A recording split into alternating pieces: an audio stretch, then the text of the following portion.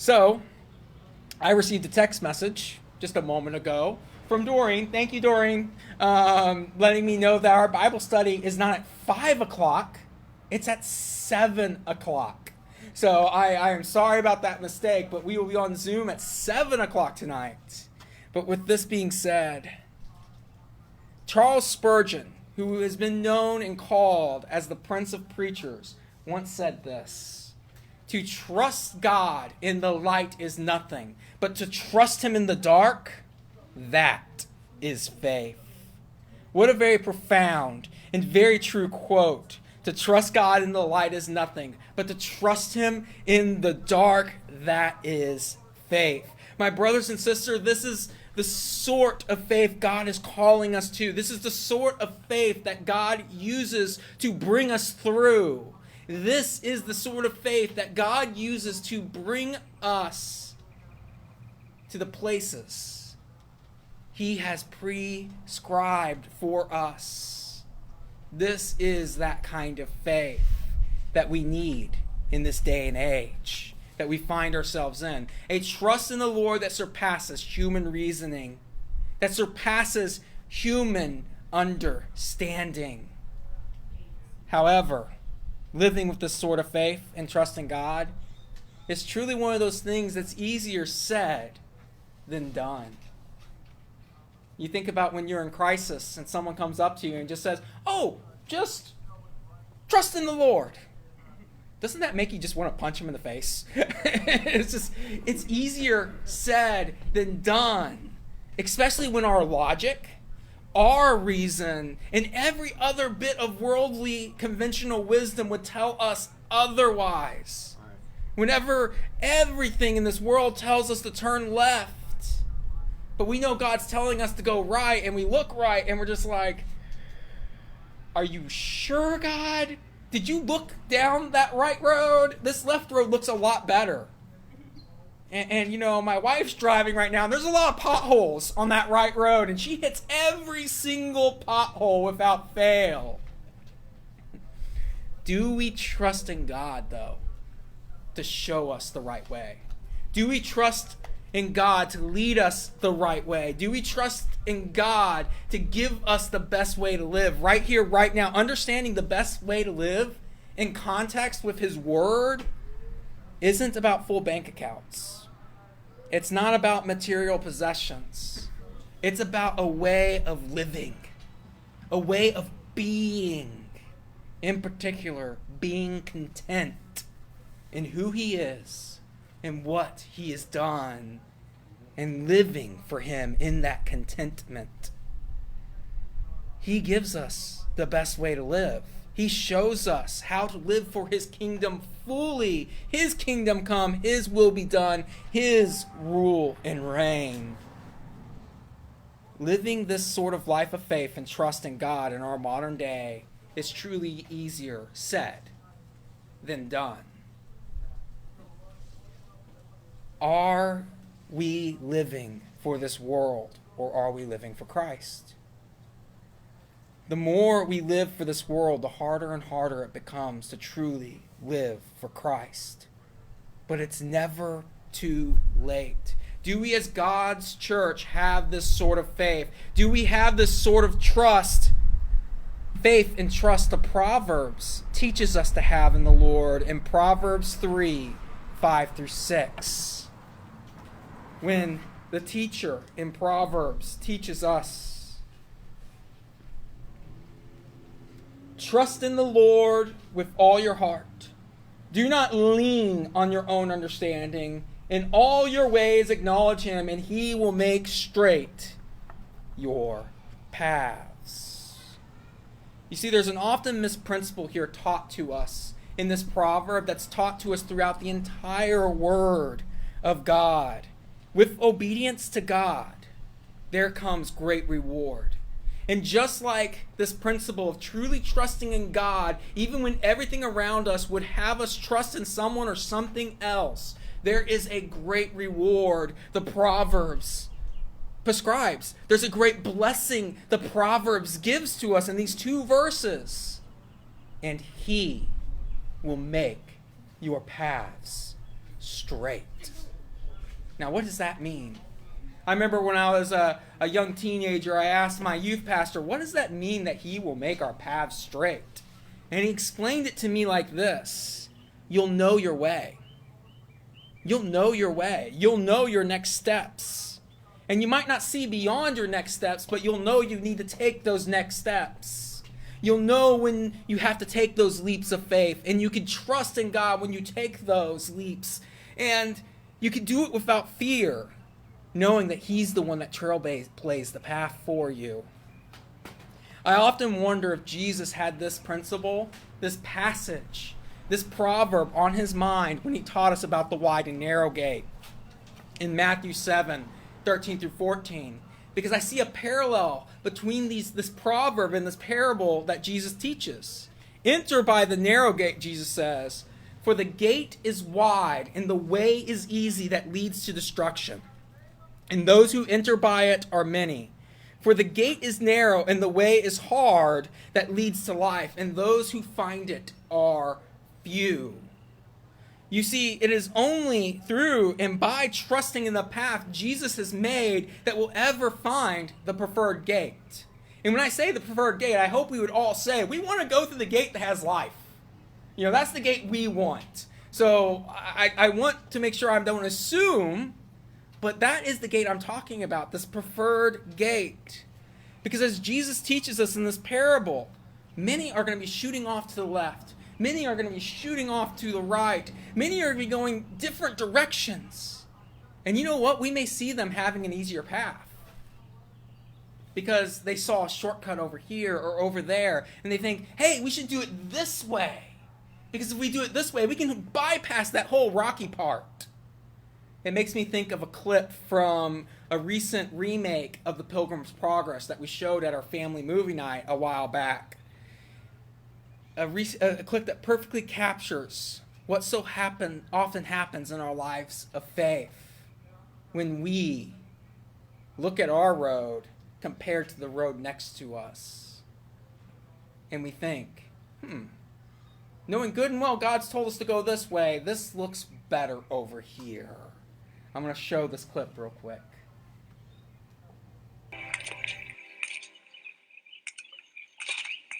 path is a little rocky here. But look, what impedes us from walking that side of the path? But what if it leads us out of the way? How can it?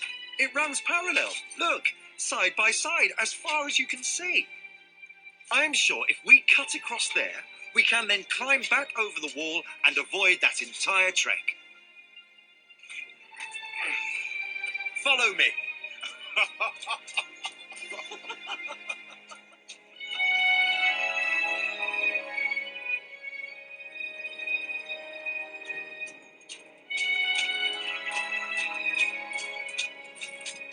I can't even see the path anymore.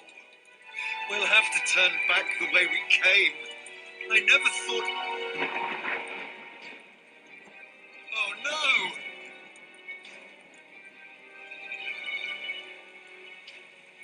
I don't know, Hopeful. I really think we need to head back.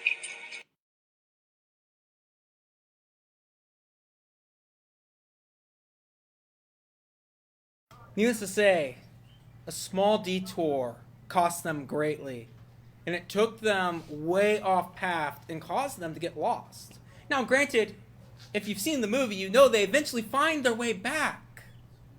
But that conventional reason, that conventional wisdom of the world told them we could go this way and we'll be just fine. And it's going to be so much easier, so much smoother, and we're going to be able to have it our way. And that is the problem. That is the problem in our modern culture. Why it's so difficult sometimes to trust in God. Because we want to have it our way. In this day and age, it's easier and easier to fall off the path. Because we can look around and be enticed by everything that's going on around us. And it's enticing when we first look. When looking, you may be thinking, why can't we have it that way? Why can't it be easy like that? God, I want that over there. It is so easy to look around and question God's plan for our life and end up off course in our questioning and moving our own way rather than living in His way. It is especially hard to live in His way in the midst of trial, in the midst of pain, in the midst of suffering. I'm sure walking on that rocky road wasn't very good to the feet. It probably hurt every step, and they had been walking for a while at this point in the movie, and I can just imagine they're tired, they're just ready to be done. I know that whenever I ran cross country, there was a point in every race where I'm just like, is this almost over? I'm so ready right now to be done. It is easy to question God's way when we think we know a better way. And when you think about it, isn't that the original sin of humanity? To tell God, no, you know what? I think this way is better. I think I can do it better. I can tell good and wrong, bad and good better than you, God. So I want my moral autonomy. It's truly easier said than done to be at a place to truly trust in the Lord. So how do we do it? How do we do this thing called trusting in God? First and foremost, we need to understand whose plan it is and how it is not our plan and our way.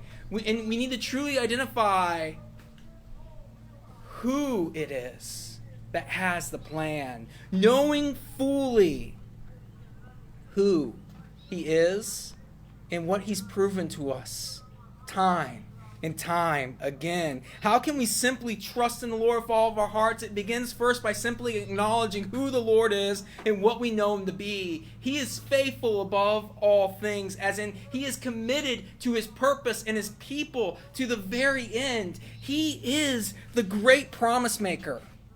And you want to know why He's a great promise maker?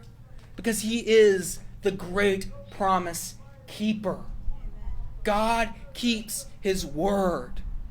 When God says He will do something, He's not saying, well, if I get to it. No, He's saying, no, I will do this thing that I promise. He does it without reservation and with a strong arm and a mighty hand, which is why He is a great promise maker, because He is the ultimate promise keeper. He is capable of anything, and He has shown us to be faithful and trustworthy. Not to mention, He's the great I am. And His way is always the true and right way. Even when there's pain on the way, even when there is suffering, even when what we face in front of us scares the living tar out of us, He is faithful and trustworthy in the midst of all of it, even when we don't see the full picture. And that really is kind of the thing here.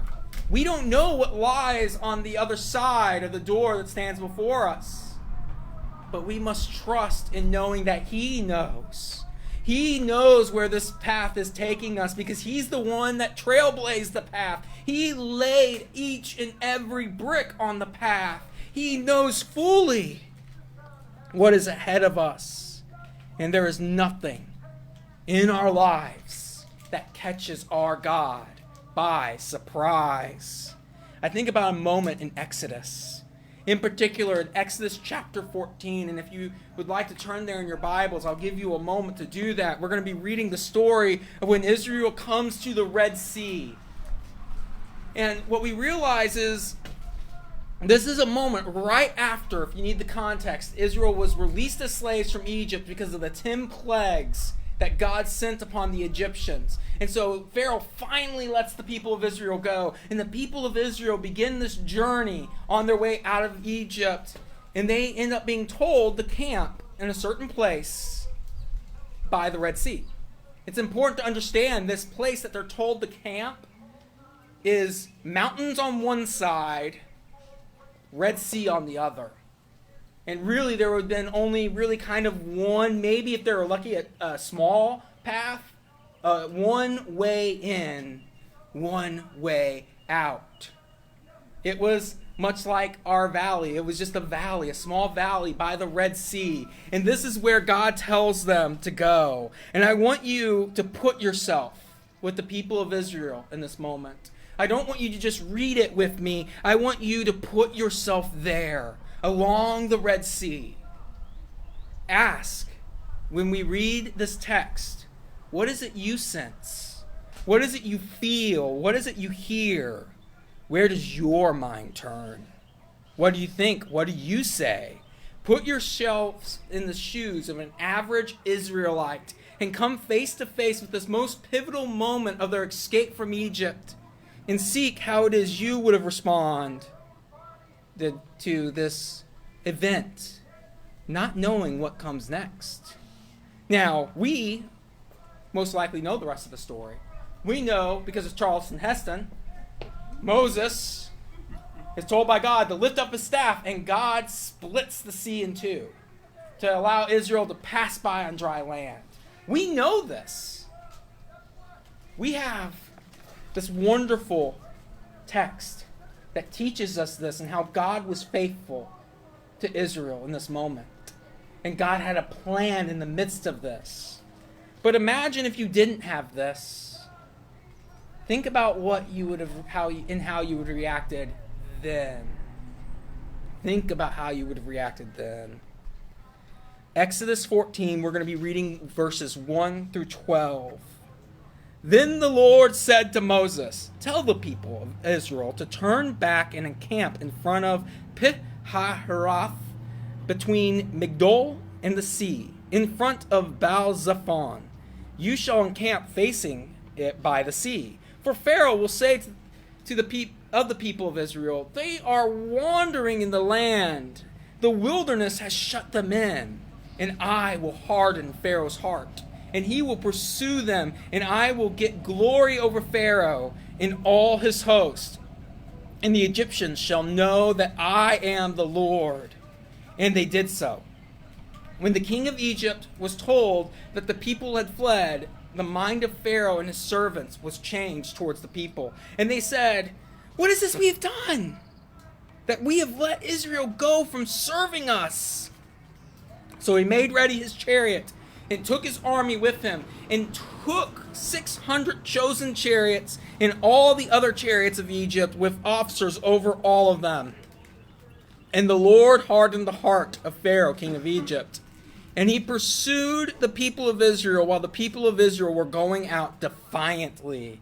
The Egyptians pursued them, all Pharaoh's horses and chariots and his horsemen and his army, and overtook them and camped at the sea by Pi-hahiroth in front of Baal-zephon. When Pharaoh drew near, the people of Israel lifted up their eyes, and behold, the Egyptians were marching after them, and they feared greatly.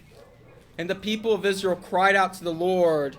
They said to Moses, is it because there was no graves in Egypt that you have taken us away to die in the wilderness? What have you done to us in bringing us out of Egypt?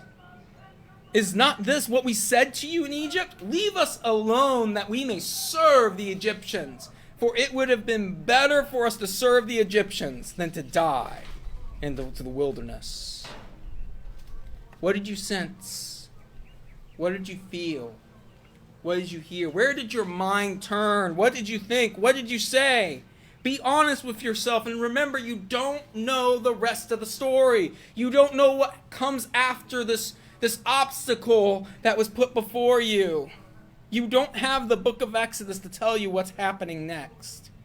You are very much stuck between a rock and a hard place because you followed after what God said, and this is the place you ended up, not knowing what will happen next. Did you look for a way of escape? Did you look for a place to hide? Did you think about surrendering? Did you join in the complaining and questioning? Boy, we love to do that in our culture. We love to complain and question when things don't go our way, the way we think they should. Make no mistake, though, about this particular complaining and questioning. Israel's not complaining and questioning Moses. They're complaining to and questioning God. through Moses, but that is what they are doing here. They are questioning God through Moses. Why would you do this to us? They saw their situation, they realized their plight, and they know that there is no earthly way they were going to be able to walk through here unscathed. They were trapped. Egypt was behind them, the Red Sea before them. There was no other way to go. They were very much trapped and stuck.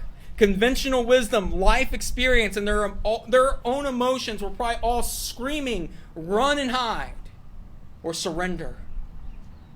Because it's better to be a slave than to die out here in the wilderness.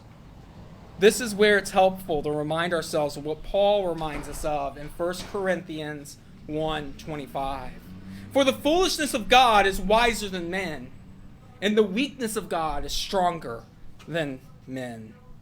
I always want to preface Paul's two statements here with the foolishness of God, if there were such a thing that existed, or the weakness of God, if there was such a thing that existed. However, even without my textual revisions, Paul's point is clear. God is that which nothing greater can be conceived. And the point that Paul is making is he created everything from nothing. There isn't anything he can't do. He wrote the laws of physics, and he bends nature and scientific order to his will. This is who we know God to be. And even the Israelites had encountered God in such a way through the 10 plagues that were sent on Egypt. And then through their oral history that they would pass down from generation to generation, they had this knowing of God's ability. Because they knew God was able. Even when we didn't see ability, we could know God is able. God has a way. Even when we don't see a way, God always has a way. And he's faithful in his word and his promises. And he will always see to his will be done on earth as it is in heaven. In fact, once again, we said this last week, nothing catches God by surprise. None of this moment catches God by surprise. And you want to know particularly why, in particular with this moment it doesn't? He orchestrates it. He tells Moses, I want you guys to wander around and stop here. Because I'm going to get Pharaoh to think that you're just wandering aimlessly out there, and I'm going to send his army out towards you because I'm going to harden his heart. God orchestrates this moment. Why? He says it very clearly. So I would have glory over Pharaoh and all of Egypt. I would have glory, he says. God is the one who does this and hardens Pharaoh's heart to pursue after Israel with his army and chariots. God is the one who does this all and makes it clear. He's the one doing it. We need to trust in the path he lays, knowing who laid the path. We need to trust in God when we find ourselves in similar predicaments where we're faced with an obstacle and there's no going back. Because if we truly have been following Christ, if we're truly following after the Lord, we are exactly where he wants us to be, in the moment he wants us to be in. And we must take note here. Is God expecting Israel to fight? They're not trained soldiers. They're slaves. And sure, they took possessions from the Egyptians before they were released to go, but they didn't take weapons. They have no swords. They have no chariots. They're no army. Sure, they're a great mass of people, but they're not ready for war. They were no army. And to any human standard, no matter how this would end, we would say it's going to end pretty badly for Israel here. It just doesn't look good for Israel here. And this is where Moses speaks up. In the midst of the doubt, in the midst of the fear, in verses 13 through 14. And Moses said to the people, "Fear not, stand firm and see the salvation of the Lord, which he will work out for you today. For the Egyptians whom you see today, you shall never see again. The Lord will fight for you, and you have only to be silent." The Lord will fight for you. You have only to be silent. What a great way of telling the people to do as the proverb we read at the beginning of our message says. To truly just trust in the Lord with all of your heart and lean not on your own understanding. You see, understanding who God is the beginning to finding trust in him. But trust must be more than a thought. Trust must be more than knowledge. The proverb next commands us to lean. And that's what Moses commands the people of Israel to do. Lean. To not just trust in thought or your mind, but to lean into that trust. Trust requires action. Because if there's no action, is there really trust? We can know everything we need to know about something, but if we never act out in trust to that thing, do we really trust it? I think about when I was younger and how I had an aversion to flying. I never wanted to go on an airplane. I was so scared. And I have a really good statistic for you about plane crashes. Even though everyone says airplanes are the safest way to travel, do you want to know how many times a plane crashes? We should say no. I'm sorry, I got to tell you. It crashes once. Because it ain't going to fly again after that. Plane only crashes once. But here's the point. You know, I could say, yeah, I trust in the engineering. I trust in the pilot's ability and the crew's ability. I trust in their ability to do all these things. But, you know, if a drunk Robert Hayes in the classic cult comedy, which I'm not suggesting you watch this, but the classic cult comedy Airplane, if you've seen it, can land a plane, I'm sure these people who dedicate their lives to training could land the plane safely. Here's the point, though. If I never got on that plane, if I decide not to fly ever, I could say I trust all these things, but that trust means nothing.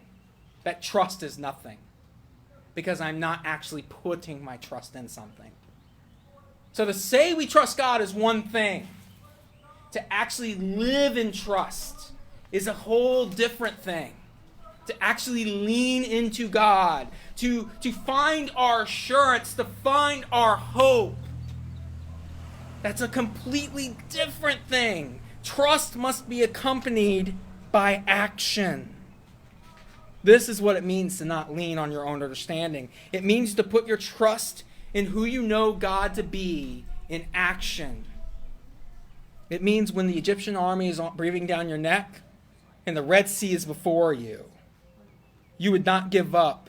You would not fear because you would know who it is that goes before you, and it is the Lord your God. Yes, your God and Father who is with you, who has not left you and has not led you to the place that you find yourself in without reason.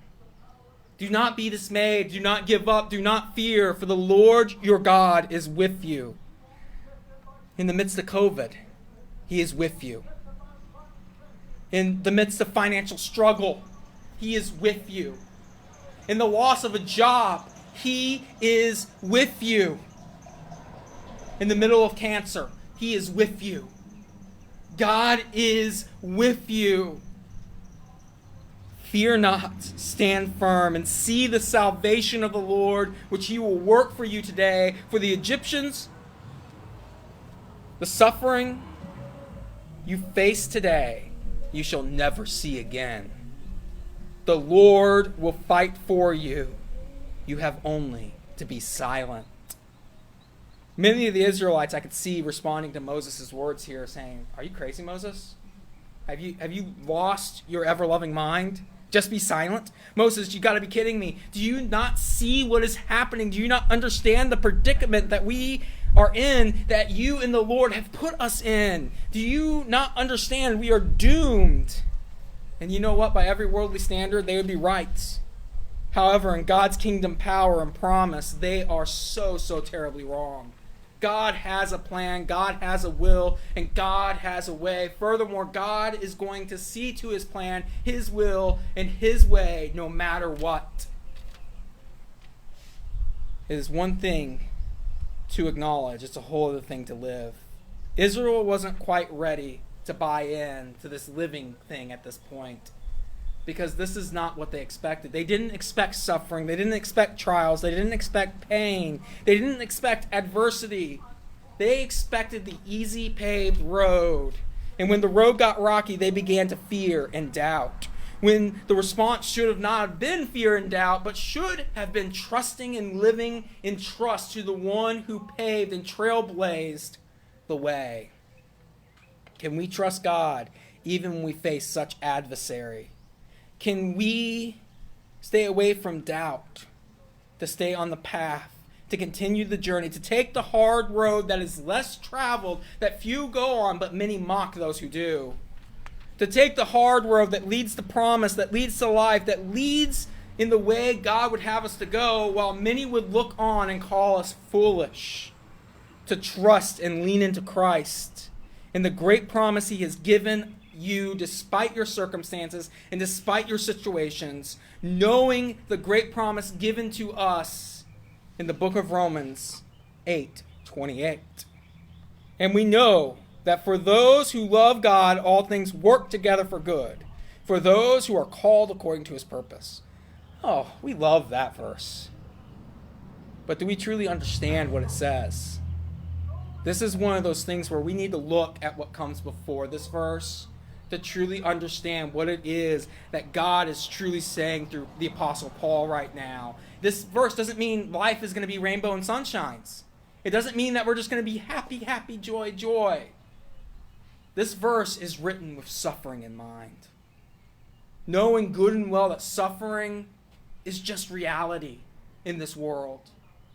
But despite that suffering, to know Christ is so much better in the suffering. Here's what Paul says in Romans 8:18 through 28. For I consider that the sufferings of this present time are not worth comparing with the glory that is to be revealed to us. For the creation waits with eager longing for the revealing of the sons of God. For the creation was subject to futility, not willing, but because of him who subjected it, in hope that the creation itself will be set free from its bondage to corruption, to obtain for freedom of the glory of the children of God. For we know that the whole creation has been groaning together in the pains of childbirth until now. And not only the creation, but we ourselves, who have the first fruit of the Spirit, groan inwardly as we wait eagerly for adoption as sons, the redemption of our bodies. For in this hope we are saved. Now hope that is seen is not hope. For who hopes for what he sees? But if we hope for what we do not see, we wait for it with patience. Likewise, the Spirit helps us in our weakness, for we do not know what to pray for as we ought, but the Spirit himself intercedes for us with groanings too deep for words. And he who searches hearts knows what is the mind of the Spirit, because the Spirit intercedes for the saints according to the will of God. And we know that for those who love God, all things work together for good, for those who are called according to his purpose. For those whom he foreknew, he also predestined to be conformed to the image of his Son, in order that he might be the firstborn among many brothers. God is accounting.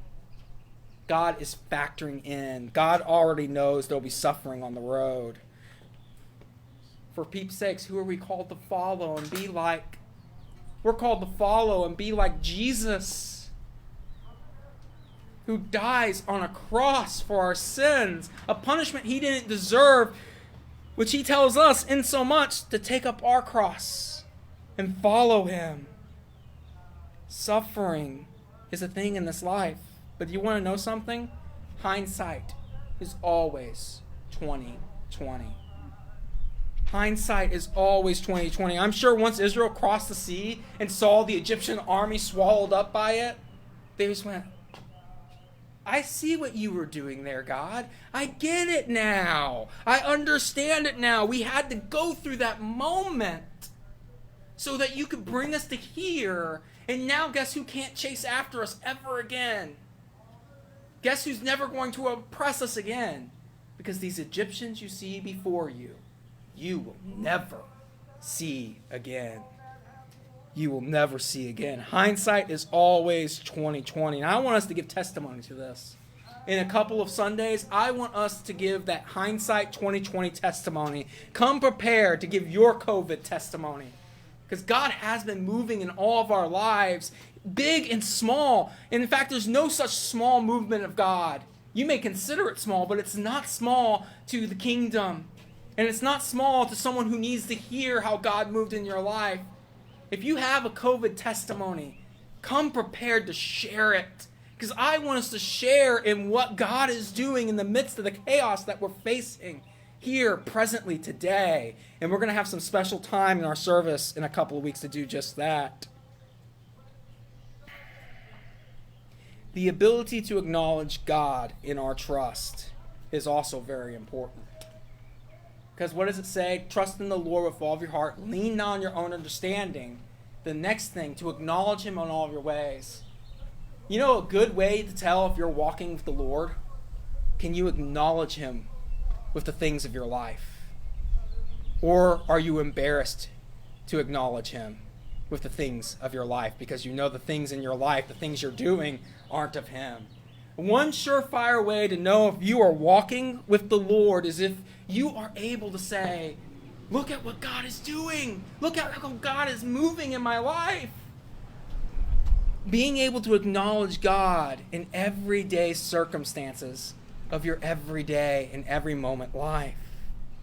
That is the one surefire way. Declaring those promises, declaring his word, and declaring how he's moving in and around you. Being able to identify and see it. Because if you can't do that, you've walked off the path at some point. It's time to turn back and get back on track. Trust in the Lord with all of your heart. Lean not on your own understanding. So don't just say you trust. There must be action. Acknowledge him in all of your ways. Be able to identify where God is moving and proclaim it boldly. We all have this ability. We all have this power in us to proclaim the works of Christ to others in our lives and to point out, look what God's doing in your life. Acknowledge him in all of your ways. And through this, we truly receive a great gift, a great promise. He will make straight your paths. Doesn't mean it's going to be an easy road. But what it means is you're going to know where you're going. And you're going to know how to get there. You may not see the other side of the door, but you'll know good and well the one who blazed the path for you is faithful and true. And he went before you. And he's waiting on the other side for you. In our trust, in our reliance and acknowledgement, he makes our paths straight. When we can trust in God, trust in who he is, and take our trust from knowledge to action and truly rely and lean on him, acknowledge him every step of our way, he will show us the path. He has already paved for us. If only we could do as Paul would say, to live is for Christ, to die is to gain. Understanding, even if this ends badly for me, I know that these present sufferings in this world are far outweighed by the coming glory of God's kingdom. Knowing that this life is just a glimpse in the eternity that God has in store for you. Trusting is easier said than done. But the more we learn to trust, the more we learn to lean, the more we learn to acknowledge who he is and what he has done, the easier it becomes. As Alicia and Frankie come up here to lead us in a time of response, I'd like to leave us with a question today to respond to. What is it that God is calling you to trust in him for, to lean and rely on him for even more, and to acknowledge him in today, even if it means things won't go your way? What is that thing that he's calling you to trust, lean, and acknowledge him in more? The grass withers and the flowers fade, but the word of the Lord remain forever. Amen and amen.